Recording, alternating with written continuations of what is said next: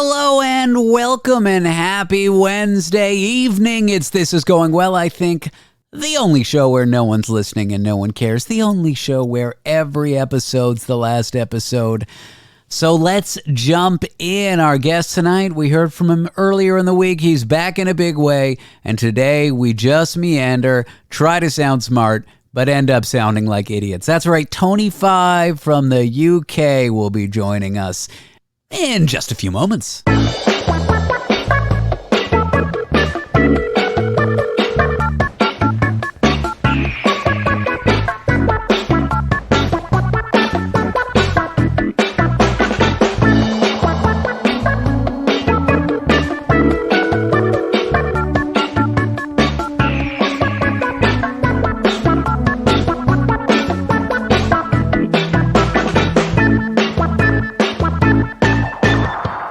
Knows what we're talking about, but when you fuck this up, when you have to deal with the consequences, you're going to be like, oh my God.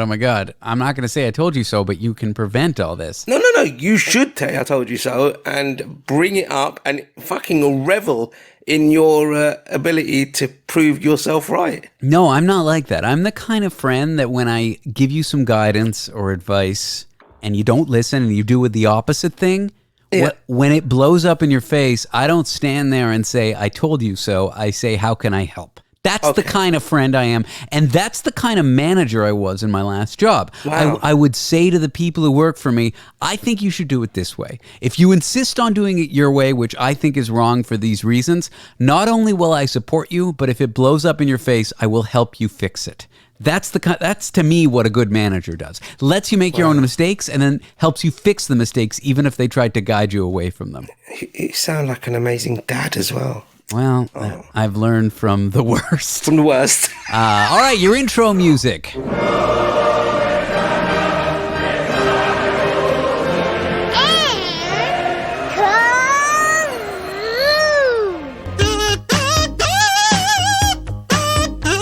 Tony, what do you want to do for this quickie? Fuck me, David. That was a right miserable episode last week, wasn't it? Yeah. Did you listen to it? I listened to it and, despite talking about my quite severe period of depression, suicidal tendencies, one person reached out to me and asked me about my car warranty. Oh, yeah, that's very important. You can tell we have listeners who are very concerned about your renewal of your car warranty that you may or may not have. Correct. I don't even have a car, David, so God knows why he was calling me up. I get them about house insurance. I get them about voting, which where I live is a felony, and I get them about car insurance as well. It just shows you how loved we are. But he did care about me. He called me John, but he was worried about me, in all fairness. I'm sure he was. I do worry. Do you know what the Turing test is, Tony? Yeah, it's about the computers, the AI thing, right? Yeah, it's an AI thing, but very specifically, there's a few ways it's defined. The definition that I like, at least, is when someone who is an expert in designing and developing AIs sits at a computer to chat with somebody, they can't tell the difference between the computer and somebody else. So they can be fooled by an AI that they're typing to. They don't know if it's someone in the other room responding, and they don't know if it's an AI. And I think the key indicator there is they have to be an expert. They have to know what to look for. They have to, and they get to spend as much time as they want with it. Because the average person who, like an old person, no offense to the elderly. Oh no, my mum hasn't got a fucking clue. Fuck me, she'll talk to a microwave. If I sit your mom down at a computer and I say you're typing to somebody right now, she'll just immediately believe you. And that's fine because she's not going to go deep. But an expert will go deep. And I guess what I'm trying to say is once the Turing test can be passed by someone typing, and then it can be passed by vocal or voice or speech synthesis software, I guess is what it's called. The person calling you to ask you about your car warranty won't actually be able to tell whether they're an automated call or not. And that's scary. I see. You're saying it from the other way around. But I think it's already there, David. There was a big thing on the TV this morning about is it Google or Apple basically working with Universal Music to license people like Frank Sinatra singing Coolio's Gangster Paradise. Yeah. And it sounds, it is amazing. And it sounds like him. And where do you sit? Because is probably Frank's voice, but he never sang Gangster's Paradise. So who owns the license to that? I mean, one day when you've got maybe 2 or 3 listeners, will there be a David Cooper AI? So I, for the longest time, thought musicians or even people on the radio or podcasters or comedians or any kind of art that is live in real time or is recorded, I don't think in the future you'll be able to decipher the difference between computer-generated and artist-generated. And up until a few years ago, I was convinced that sort of art wouldn't pass the Turing test for the art connoisseur, if you will. Like, which is to say that you right now could tell the difference. If you're a Beatles fan, I'm not, but if you are, the difference between a genuine Beatles track and not a genuine Beatles track. Like if you knew everything about them and you loved them and you wrote a book about them, you would probably be able to tell the difference. But in the future, I don't think we will be able to, which used to scare me, but I'm like, I guess it just doesn't matter. Like, are you not scared of it? Are you not scared? Where do you think it's going to go? Where do you think AI is going to take us now? I don't know, but I think when it gets really good, and it won't just be one night we wake up and it gets really good. I think it won't happen in our lifetime that it's impeccable. But in 2, 3, 4 generations from now, like 3 generations, my grandfather had a horse before he went to World War II. Don't call your grandma that, but carry on. No, he had a horse, and he would talk about how much he liked his horse, you know? And Grandma Cooper, cheeky fucker. I just mean 2, 3 generations ago, or even 4 or 5 generations ago. No, I understand. We didn't have electricity, you know. And then when we did have electricity, it was pretty shitty for a long time. Yeah. So I guess what I'm saying is 4 or 5 generations from now, fortunately, we won't be alive for it. It'll have transformed the way we live, the way we communicate, the way we consume art, the way we spend our free time, the way we work, the way we travel. Yeah, what work will be, I think, in the future won't be what we consider work now. I agree with that. And what if you won't be able to tell the difference between, like, you'll have this is more than 5 generations from now, but you'll have an implant in your brainstem, and you hook it up to a computer, and you can't tell the difference between really going to Bora Bora or spending a week plugged into this thing, you know? That's a real Black Mirror-esque life, right? It is, but I guess I'm glad that it's not going to happen in our lifetime. To answer your question, it does scare me. And for the longest time, I was convinced of none of this. And now that I've seen and evaluated ChatGPT and listened to experts in the field, because I've been listening to this shitty podcast that I don't actually recommend called Lex Fridman. And do you listen to this? No, but I'm quite fascinated by the whole ChatGPT thing. It's just a website, isn't it, ChatGPT? It's a website. It's an app. But back to this podcast, I'll finish what I'm saying, and I can answer your question. He interviews AI researchers and experts in the field, both from like a philosophical point of view, like sort of people who are computer scientists, philosophers, if you will, and then people actually working on the problems. Having listened to all this and listened to those conversations and evaluated it myself, I'm now completely convinced that this Turing test will be able to be passed for art, for, the Bora Bora vacation. Wow. You won't be able to tell the difference. Well, how do you know we're not in it now? Well, that's the scary thing, right? Matrix. David Matrix. Take the blue pill. Well, I suppose it's always been this way. Are we in a simulation or not? Are we? Is this it? Is this just a simulation? Would you be able to tell the difference from us being in a simulation or not? There's a lot of people. I mean, I know there's loads of these tin hat foil wearers and flat earthers, and are we all in a simulation? And then sometimes I do think, like, how would you, like, there would be no way to know, right? No. There would be no way to know. You would never, ever know. Maybe there would be. I don't know. But for essentially, no. Maybe there's some test that we don't know of that if we did it, it would clearly respond back, yes, we're in a simulation. No, we're in a simulation.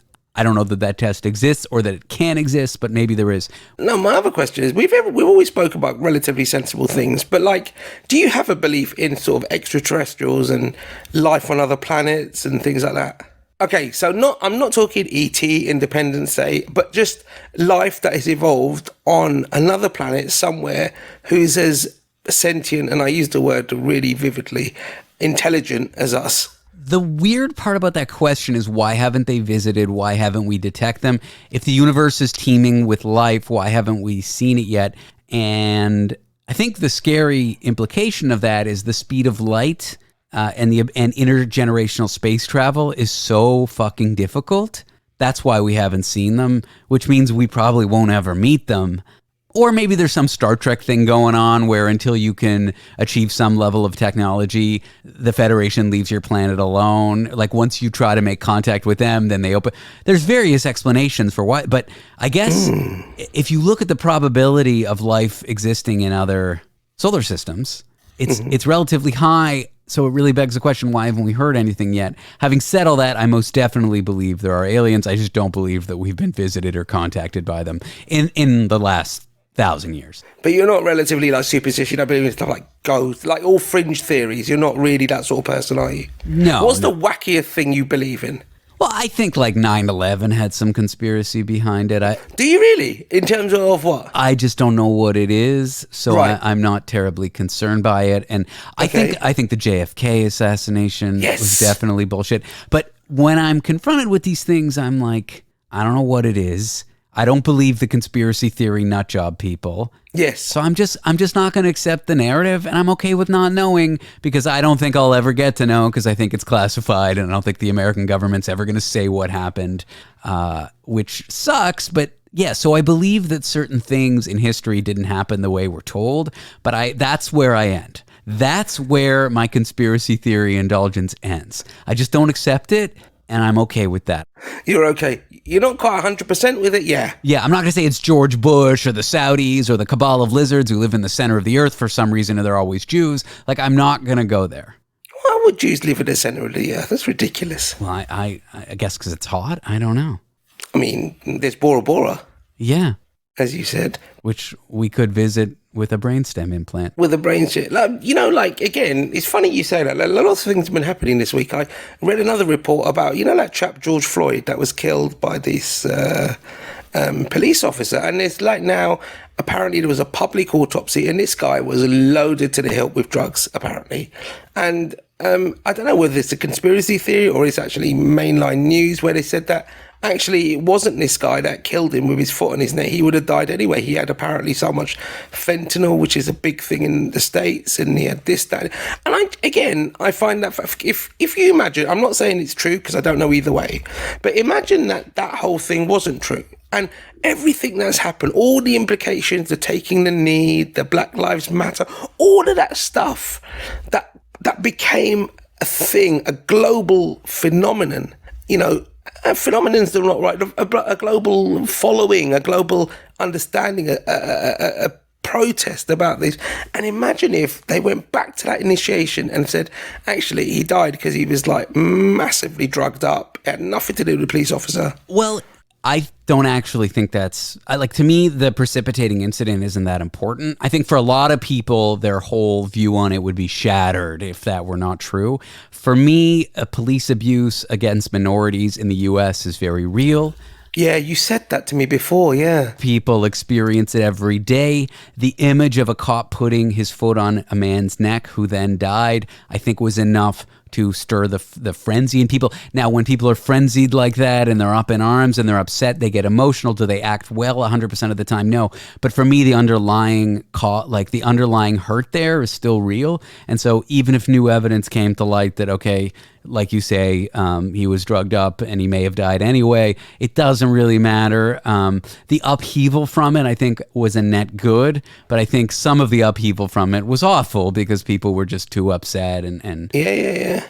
It's a very funny thing when I think about America in all seriousness, because your racism is so overt there. It's so in your face. It's like real top tier racism, whereas we're kind of dollar store racism. We kind of hide it in the background behind nuance and politeness and, maybe not giving someone a cup of tea. It really, really we don't like string people up anymore, whereas that still happens in the States. We don't go and shoot them. We kind of just don't give them a job. It's that sort of weird, the biggest case here where it was classed as institutional racism was one young lad. He was 18. He got stabbed, I think it was 20-something years ago.